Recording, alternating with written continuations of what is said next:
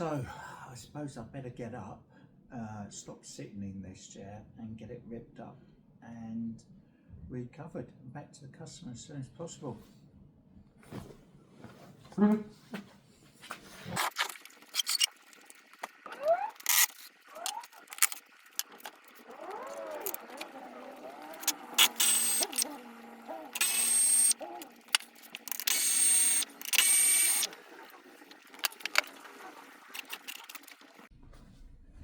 Okay, so that's this chair ripped up as far as I need to rip it up. We're just going to leave this calico on here as it was only a lining cloth for the loose cover anyway. So I've taken off what I need to, which is the outside arms and the outside back that you can see here.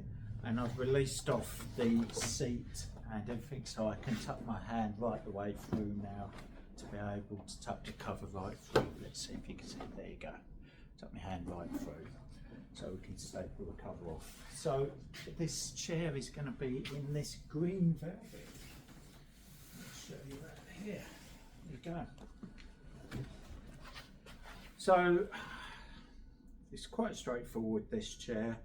First off, I need to do the arms. So I need to cut the inside arm cover, cut the facings. We're going to do the facings the same as what's on here, but we're going to put a piping on here just to give it a bit of decoration. And the same with the inside back, we'll pipe that as well. So that's what I need to do next. So come back to you once I've got a arm done and we can see what's going on there. It's got a full seat in it. It's keeping a full seat. Sometimes we'll take these out and put a cushion in it, but it's only very shallow and it's got a lovely soft seat in it that's great condition. The whole chair's in great condition, obviously, except for the staining. So this will be a nice, quick job to do, hopefully.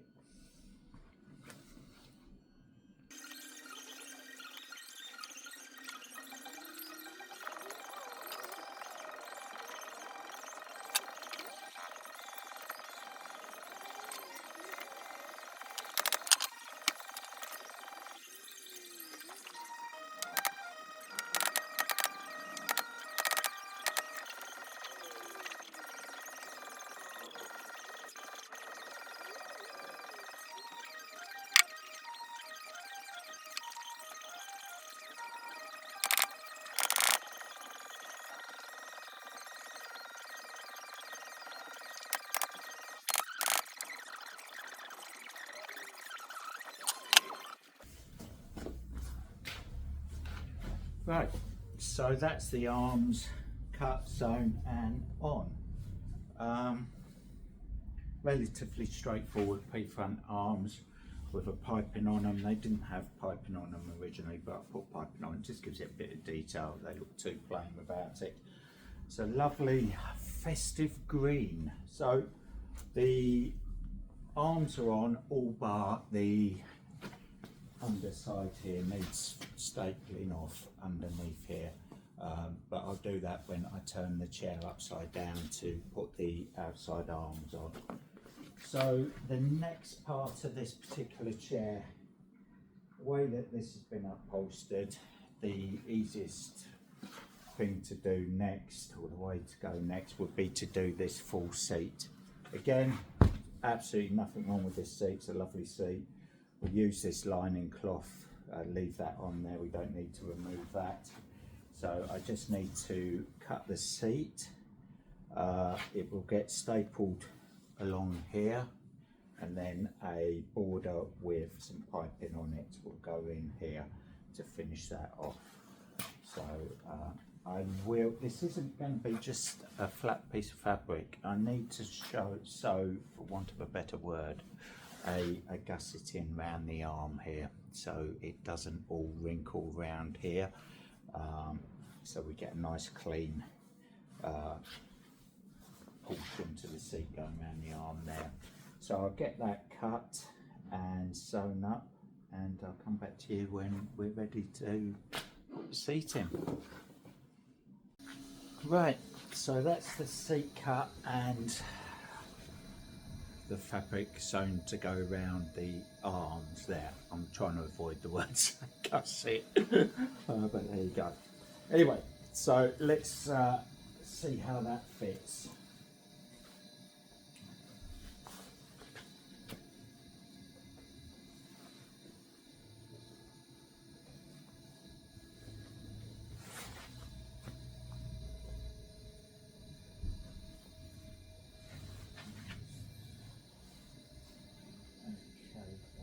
Looking a little bit big still. No?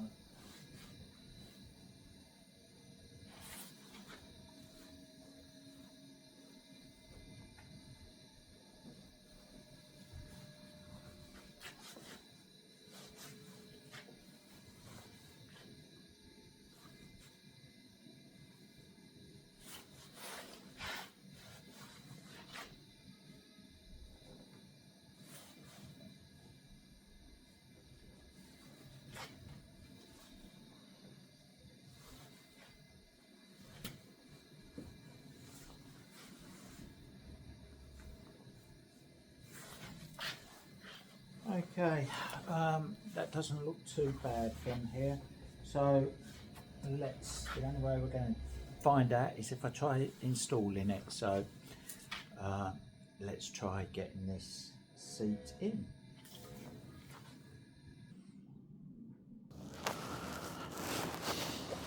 Right, let's see how this fits now. I've got to make a couple of cuts.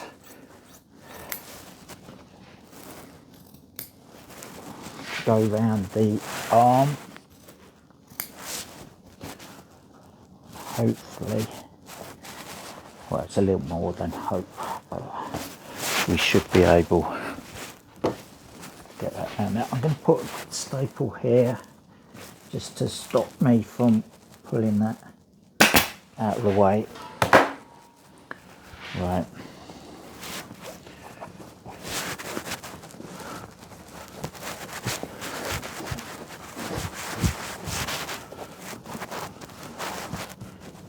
Tuck everything through now, or start tucking things through. I'm going to have to make a cut at the back to go round the leg at the back of the furniture,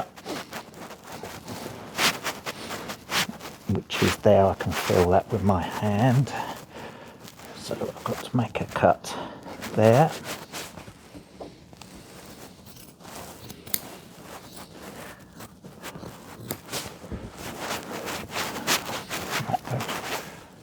Same with the other side. Putting the staple on the front there means whilst I'm tucking this through the back, I'm not pulling the fabric all towards the back, and therefore when I make the cuts they could be in the wrong place. It's just so I don't have to look at that at the same time. There's another cut needed to go through the outside arm, so I can just fill that rail there.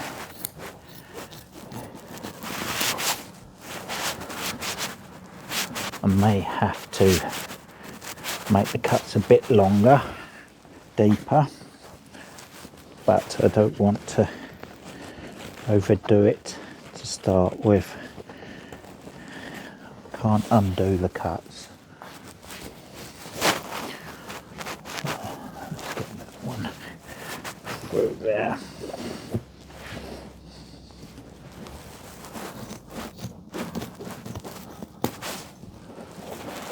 Okay. That's just there.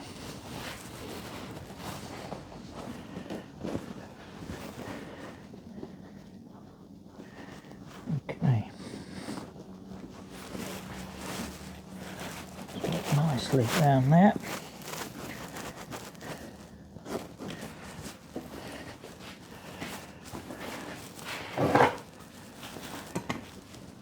Let's see how we do around it. Oh, that's going to come out lovely. Brilliant. I'm happy with that. Just giving that pull there around the arm, and I can see already that's going to come out. I'll put a little V-pleat in each corner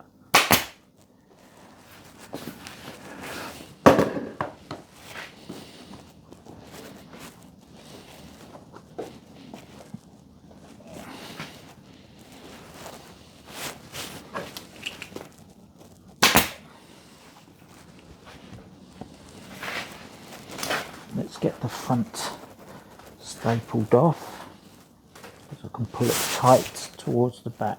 Then I've got to put the staples along here where we're going to have the border. Find the timber and put some staples in my gun. They always run out. The most inopportune moments.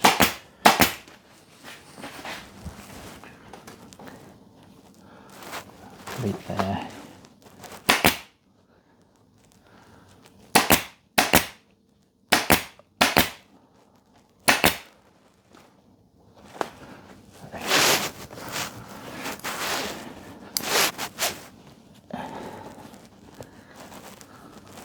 This particular fabric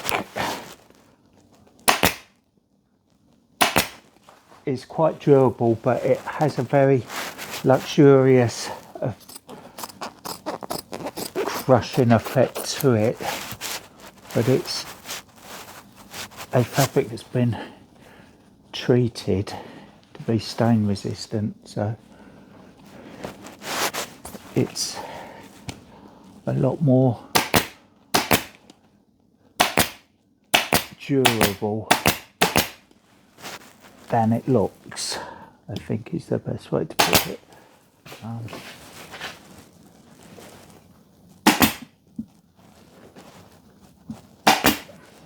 So you can see why I put a couple of staples in the front here to stop me pulling it back, because if I pulled that back too far I wouldn't have enough fabric there for the front.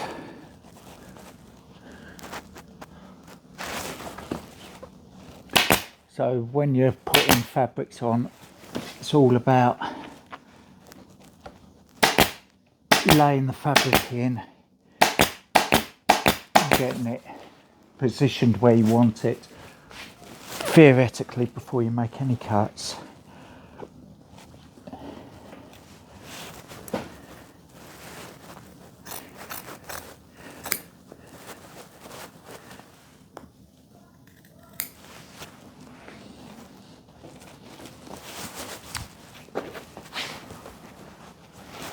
Very tactile fabric. Right.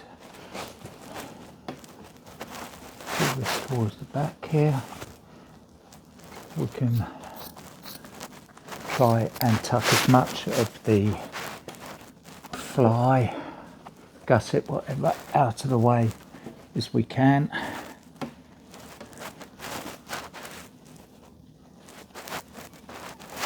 But it is there, and sometimes you just can't hide it in its entirety. The piping's going to hide 90%, 99% of that, so it's not going to be an issue. It's certainly better than it was originally, so I'm happy with that. So the seats in on the front, because of the lining cloth, I don't need to pull the nuts out of the seat because it's already been done with the lining cloth, but I will pull it towards the back now, get some tension in it, and that seat has gone very well. Give it a bounce.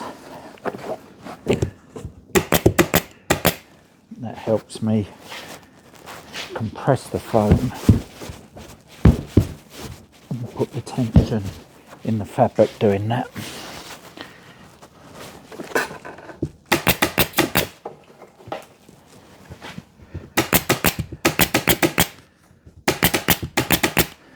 Take that off.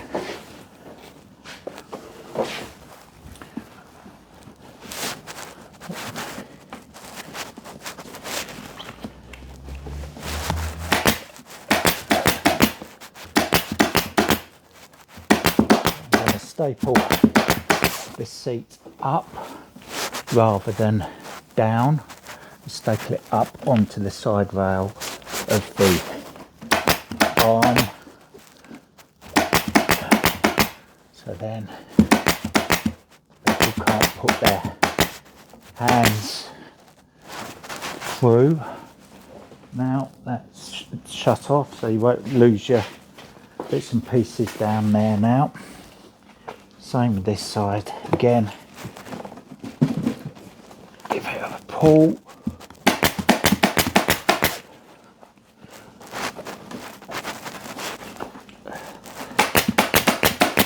Bit of tension in the fabric.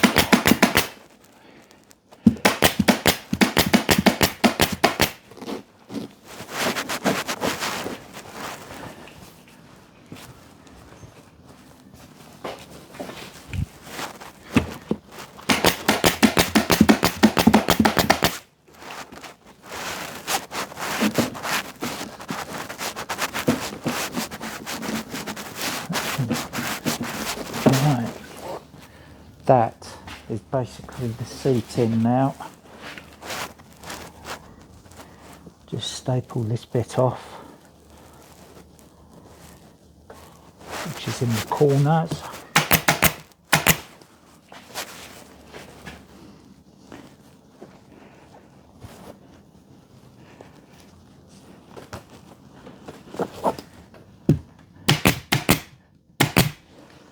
There we have it. Right, so there we have the seating all bar the border, which I'm going to do next. So let's trim off that excess here. I need to sew a piece of pipe in to the border and then attach that. So let me explain that a bit better for you. So we're going to have a border which consists of a piece of piping with the fabric sewn to it. It's been difficult to try and show you this. Okay, like so. Then that is going to get back tacked along here. So we've got a nice piped edge with a border over it. So happy with that seat, that's coming out lovely.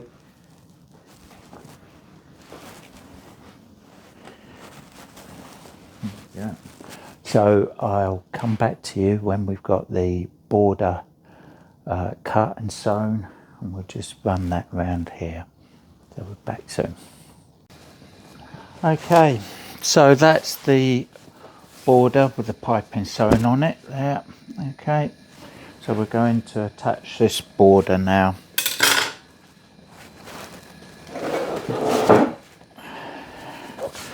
So I'm going to start off at one side here.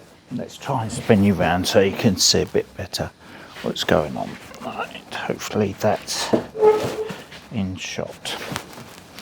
Okay, so you can just about see here, this is where we're going to attach the border round here to start with.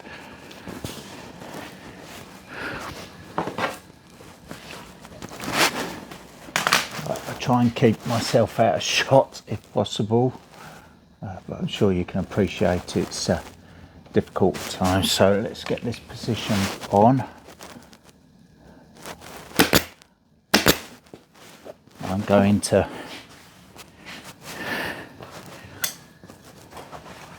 use this tool here so I can measure the height and make sure when I get round to the other side the height is the same. So we've got this border the same height all the way round.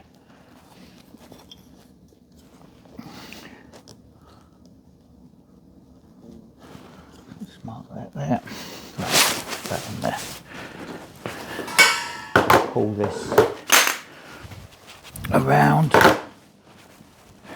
nice and tight to get to the other side and staple that off. It's a bit awkward when I'm trying to maintain a shot so that you can see what's going on.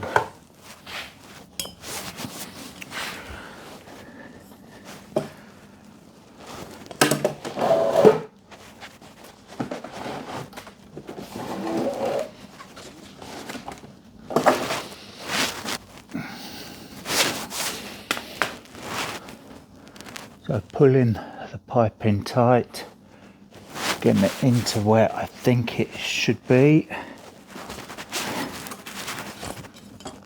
Check measure, needs to go up just a tad.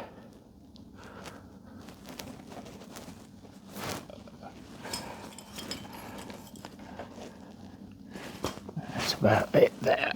So pull it nice and tight.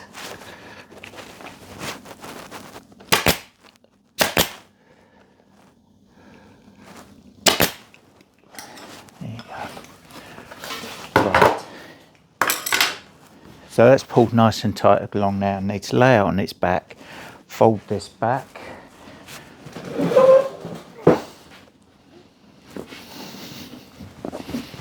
To then be able to staple this border.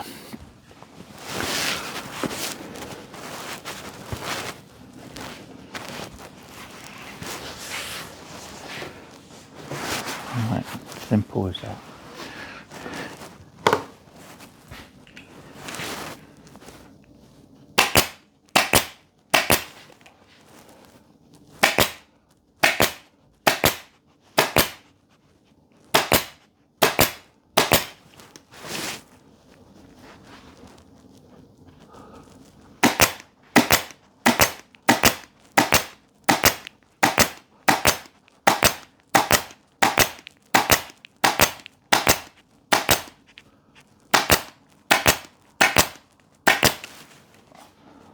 It doesn't help when a staple bends back like that.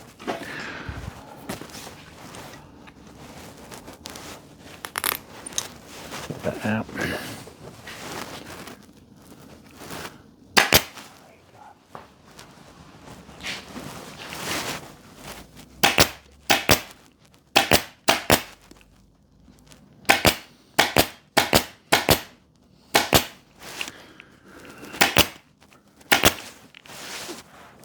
So I'm stapling right up against the stitching on the piping and the border.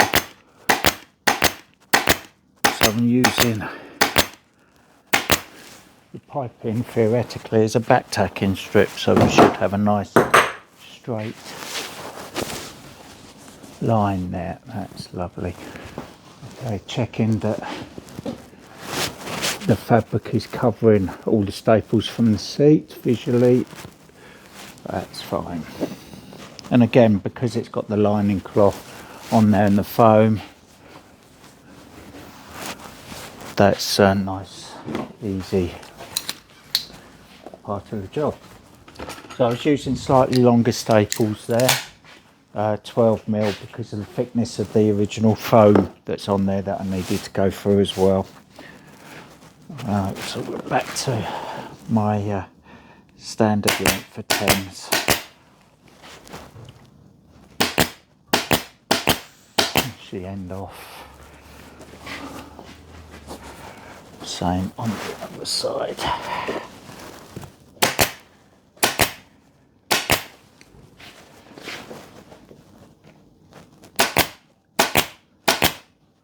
Used to do a lot of antique furniture, and we used to cover that. Hello. Thank you. Sorry about that. A delivery, but there you go. So, like I was saying, we used to do a lot of antique furniture. We used to cover it in the calico that you see this covered in, and sell it in the calico for customers to choose their own fabric, and then we'd go over the top of the calico in their fabric of their choice, because you guarantee if you put a top cover on something, you'll have a customer that comes in and goes, well, I really like that chair or sofa, but I don't like the fabric that's on it. So just showing it and displaying it in the calico for the customers to then choose their fabric. It's a little bit more expensive way of doing it, purchasing the sofa, because you've got to pay for somebody to do it in the calico to start with. But like you can see here, we can generally go over the top of the majority of the calico. I've just had to take the outsides off and release a few bits so I can put the top cover on. And especially with antiques, the calico does aid with the upholstery as a lining cloth. Anyway, that's this front border on.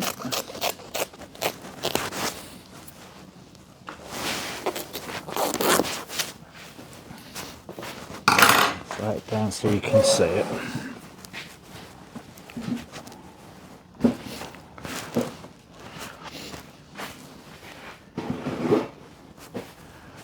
And there you have the front border on. It's coming out nice, this chair. So my next job is the inside backs. Similar process to the arms. I need to cut some facings. Let's spin this round. Some facings. And we're going to make our facings a little bit bigger than these ones, so we can hopefully sew this piece of cover, the inside back, without having to put these pleats in here, which we've got in the calico. But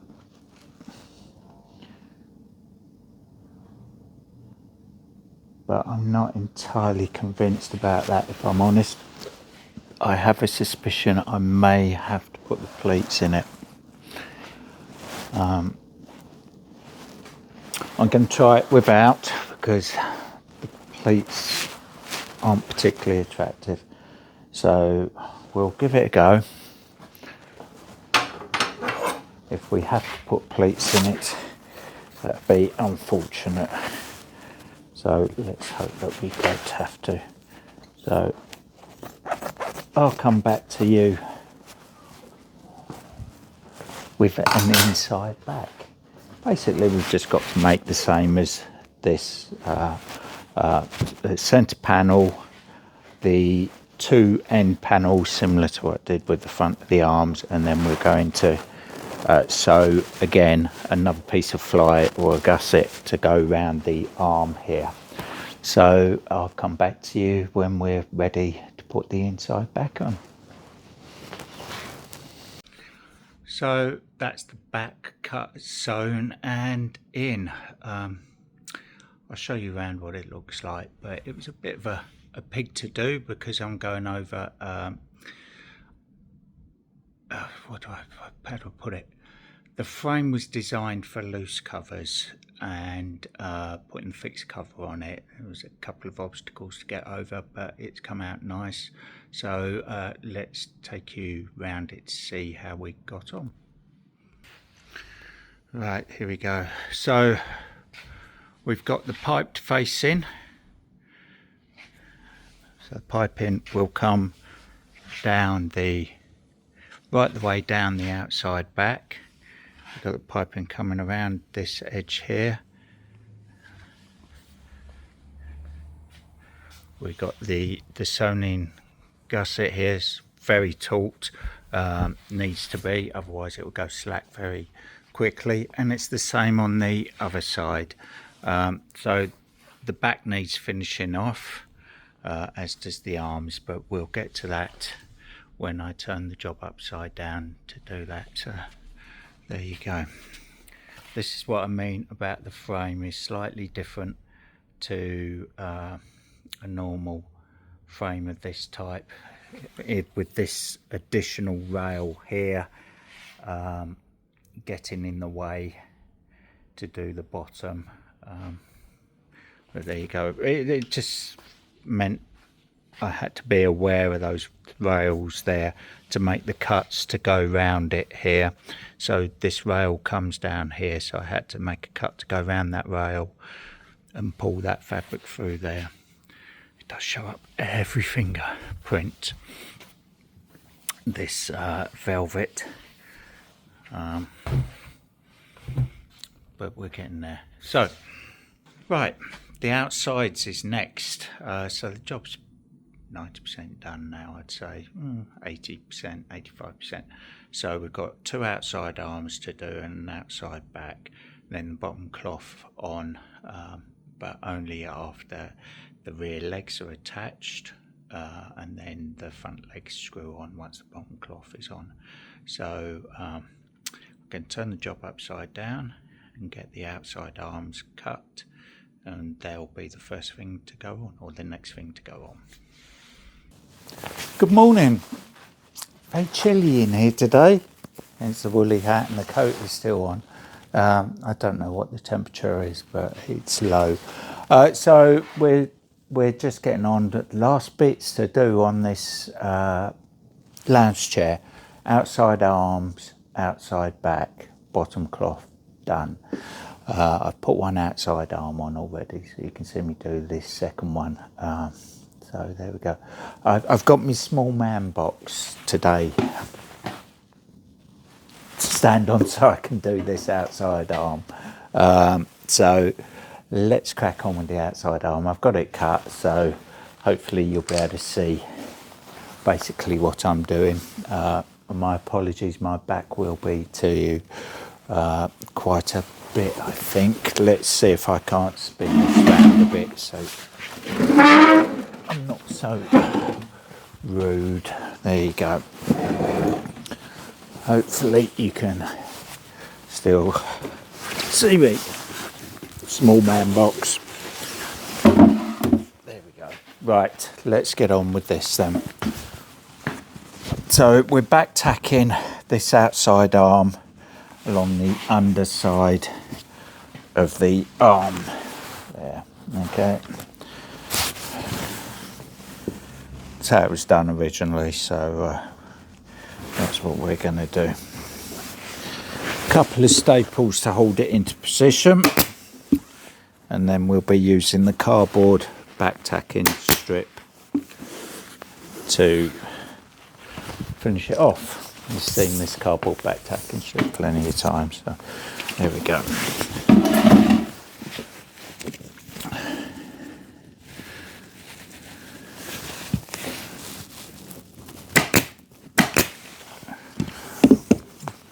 Staple that end, pull it tight.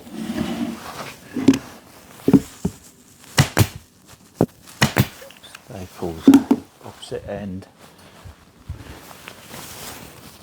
Cut off the salvage, that piece will get used on something else. And just run the staples along that edge of the cardboard.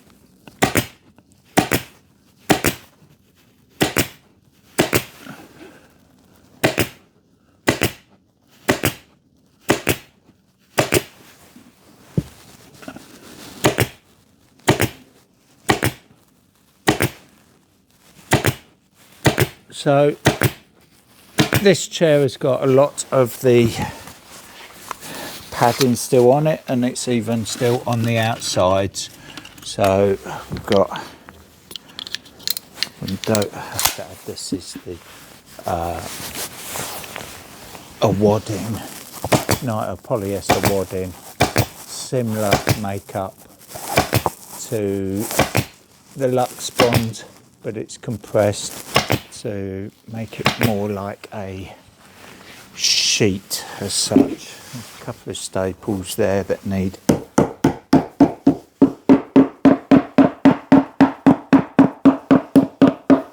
tapping home. Right, along the front edge of this arm here, let me move that gun out of the way, we've got our piping here. Okay, which is the piping that goes round the facing on the arms. It continues down here. So we need to finish the fabric up against here. So what we're going to use there is the metal claw. You've seen this before, but we'll show you again anyway. Okay, so it gets stapled through these holes like so, and then this folds over and grips the fabric with these very sharp teeth here. They do cut fingers quite easily, but it holds the fabric, grips it in place.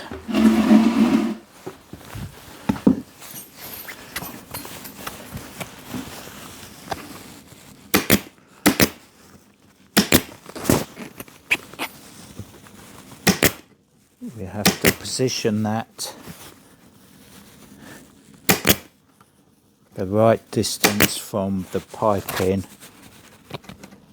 otherwise what happens is it folds over and it pinches the piping and makes the piping look a lot thinner than it should do. Not uniform, I think, is probably the best way to describe it. It makes the piping an ununiform width.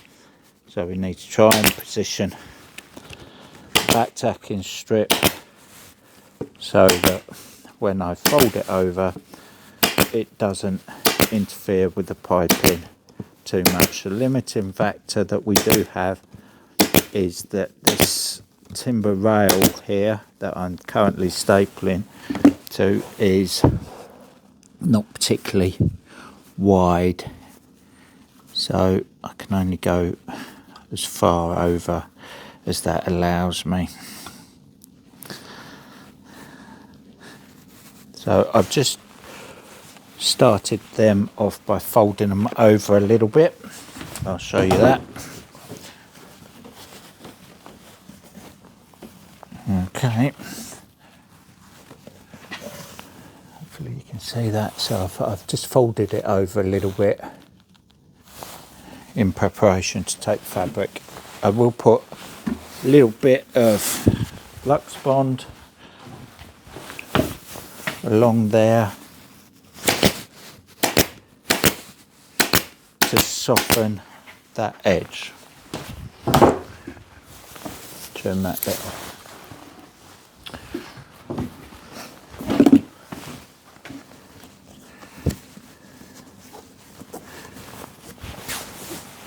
So give the fabric a pull in the centre.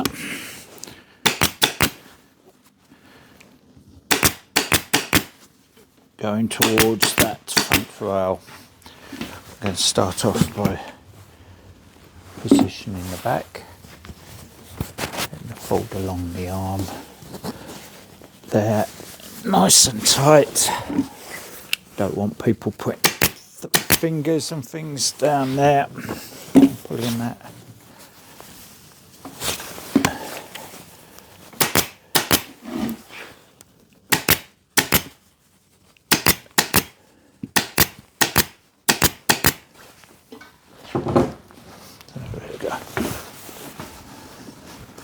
I have to trim the fabric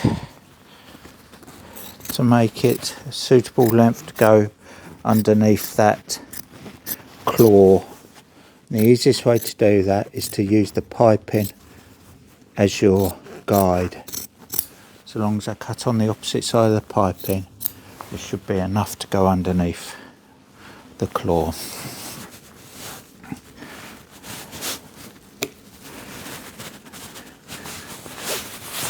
That's looking spot on.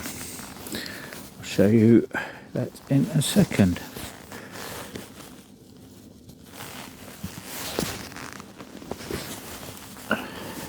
Or two.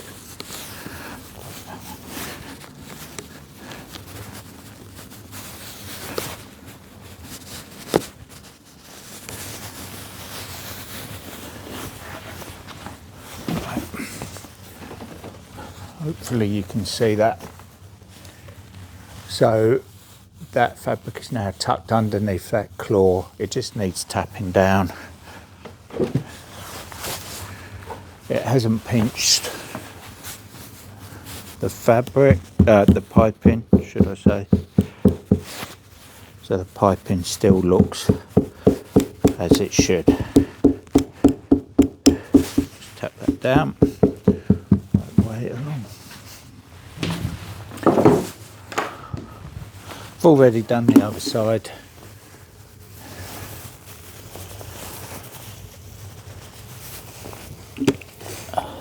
Having done the other side, I knew what to expect this side, so that makes life a little bit quicker for this side. Staple the back off, the back edge. Right, so we're getting that. That's the outside arms on both sides.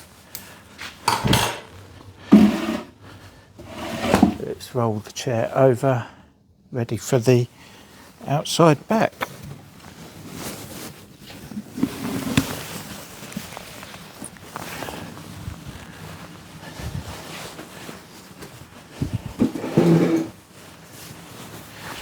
Like so.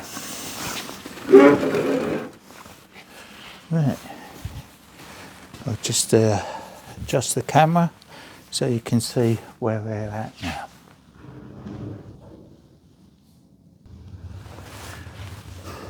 Right, outside back.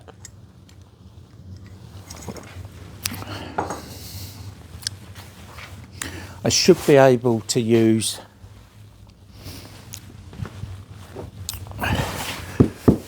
the other style of back tacking strips for this because it's a straight run. I shall get a pair of them now. It involves a bit of climbing.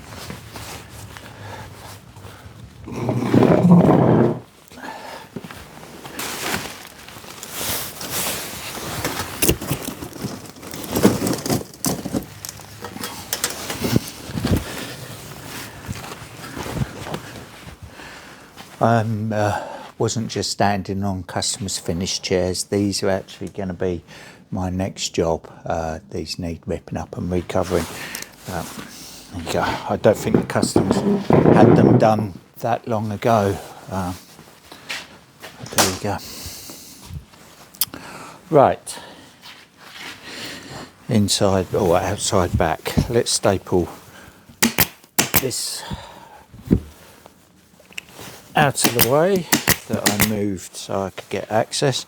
We've got to run this piping up the edge here, pull the fabric over, and then I can cut and sew, or sorry, cut, and we can put the outside back on. Very similar to the outside arms. We're going to staple it to the underside edge of the back rail. Tap down, get rid of any lumps. So first off, we need to get our piping in position.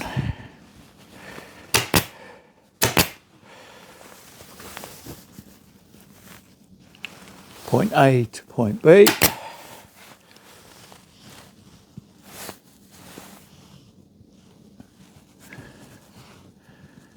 Not a particularly wide rail here.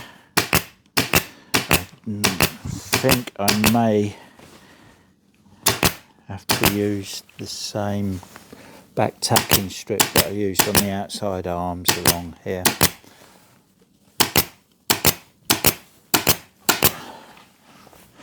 Which is a bit unfortunate because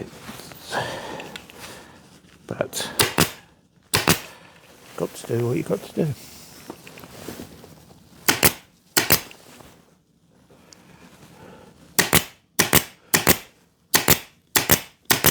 So what I think, it's going to take a little bit of time to do that. You've seen me do it on the outside arm. So I think I will come back to you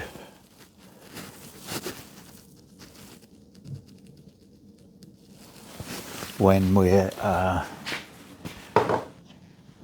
got the outside back on, but let's get this pulled over first. So this is the inside back. Put a little bit of tension, pulling it straight in the centre, because if I have to put a pleat in it, I want an even pleat at each end. My apologies, my back's to you, but I can't afford a cameraman.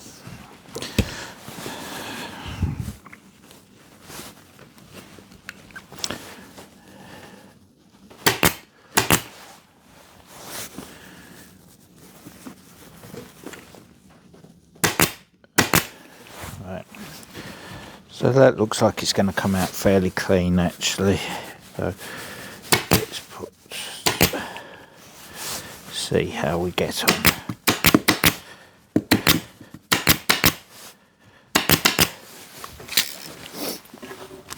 It certainly helps if I have some staples in the staple gun. So, what do you reckon? It's a very festive green.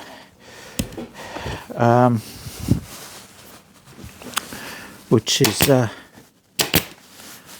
quite fitting for the last few weeks up until Christmas. Now, I'm looking forward to the break. Gets me out of this cold workshop as much as anything else. I do have a heater here, but you put it on and 5 minutes later it's cold again. So you're just trying to get used to it. As long as you keep moving, you're fine. Right, so that's the top of the inside back pulled off. So we're going to staple the fabric. A similar process to what we did on the outside arm. Back tack it along this edge, pull it up here, and we're going to claw it along these two edges here, I think, because it's too narrow for me to get that strip on accurately without pinching this pipe in here, which I don't want to do because it'll spoil it. So I'll get that done, and then well, it's pretty much there, isn't it, bar putting the bottom cloth on, which you've seen me do before. So let's crack on and get this buttoned up.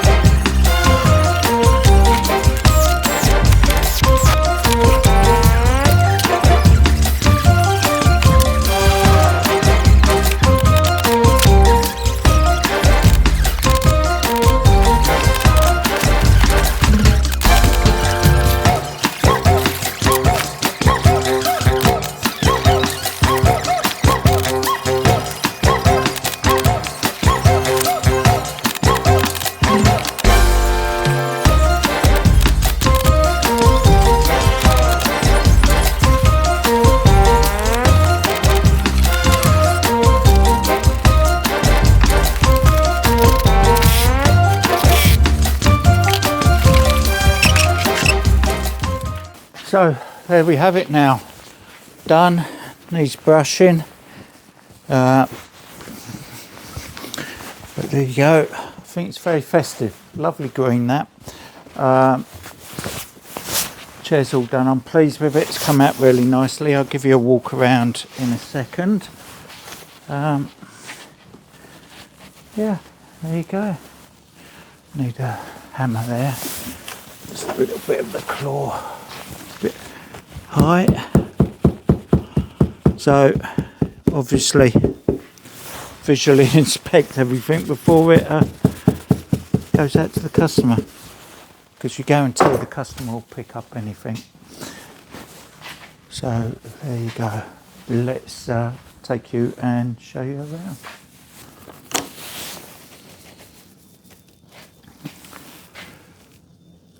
There you go. So you can see that we've got the piping on the facings. So we had to template that, make that up and get it right so it's nice and clean here. The piping continues around the outside of the arm. On the seat, we've got a gusset around this seat here. I still hate that word. So that comes out lovely and clean around the seat. We've got our piped border here. You saw us do that. We've got a similar effect going on with the back here. We've got a gusset round the arm, so we've got this nice and tight across here, so it shouldn't go baggy.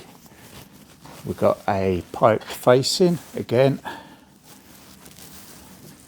The piping comes down the outside back, which you've just seen me do, and the bottom cloth on. The feet are back on. I'm not a big fan of these bolt-on feet, certainly the back ones, but I understand why the companies do it. It's for, they can put the chair in a box and it's easy to get in the properties. But anyway, so there it is, done. I think you'll agree it looks great. So there we have it, done. Right, I'm going to put the kettle on, have a cup of tea before I start these chairs here. We've got a sofa and the chairs to be getting on with. I'll probably rip up one of the chairs to start with. Anyway, so I digress. So again, these videos, entertainment, show you what's going on in the workshop this week and show you my woolly hat, especially as it's a bit chilly today. We'll be back very soon with some more content. I hope you enjoy this. If you pick up any tips along the way on your projects, that's great, or perhaps you have a better understanding about what is needed to do these jobs properly. I may make it look easy, but there's 30 plus years of experience involved. So have a go yourself, and then when you get stuck, go and see your local professional and they'll do a better job for you, and it'll be more economic in the long run. So anyway, I hope you enjoy it. Please like and subscribe, it means a great deal to me, and I'll keep putting the content out there. But now it's time for a cup of tea, so I'll see you soon. Cheerio, bye bye.